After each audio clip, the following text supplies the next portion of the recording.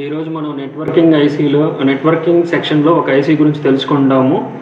అదే SP40 single pole 4 throw. Okay, ఇక్కడ కానీ మనం బ్లాక్ డయాగ్రామ్ కానీ అబ్జర్వ్ చేస్తున్నట్టయితే చూడండి, ఇక్కడ RF1, RF2 and RF3, RF4. But ఈ 4 కలిపి సింగిల్ యాంటీనాని ఏదో ఒక సిగ్నల్ అనేది ఏదో ఒక RF పోర్ట్ అనేది షేర్ చేసుకోవాలి. బట్ ఎలా షేర్ చేసుకుంటుంది అంటే, ఇక్కడ VDD డీకోడర్ అనేది చూడండి. VDD అనేది అయితే కామన్గా ఉంటుంది. V1, V2 అనేవి సెలెక్షన్ పాయింట్స్ అనమాట. అంటే ఇక్కడికి వచ్చే సప్లైస్ని బట్టి ఇది RF1 చూజ్ చేసుకోవాలా, RF2 చూజ్ చేసుకోవాలా, RF3 చూజ్ చేసుకోవాలా, RF4 చూజ్ చేసుకోవాలా అని డిసైడ్ చేస్తుంది. అదే ఇక్కడ కానీ మనం ట్రూత్ టేబుల్ కానీ అబ్జర్వ్ చేసినట్టయితే కింద మనకి క్లియర్గా తెలిసిపోతుంది.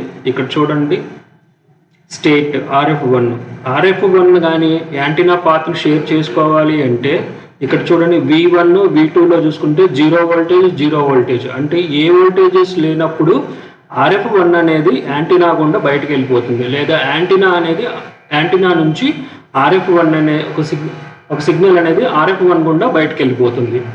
అంటే దాని ఫ్రీక్వెన్సీకి మ్యాచ్ అయితే మటుకి అది RF1 గుండా వెళ్ళిపోతుంది.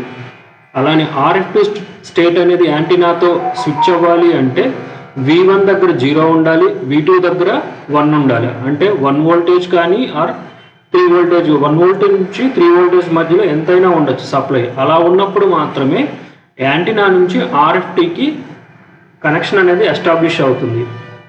అలానే RF3 కానీ యాంటీనాతో స్విచ్ అవ్వాలి అనుకుంటే V1 దగ్గర 1 వోల్టేజ్ ఉండాలి, V2 దగ్గర 0 వోల్టేజ్ ఉండాలి.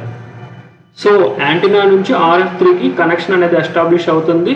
అక్కడ నుంచి సిగ్నల్ అనేది యాంటీనా నుంచి బయటకన్నా వెళ్తుంది, లేదా యాంటీనా నుంచి RF3 కన్నా మూవ్ అవుతుంది.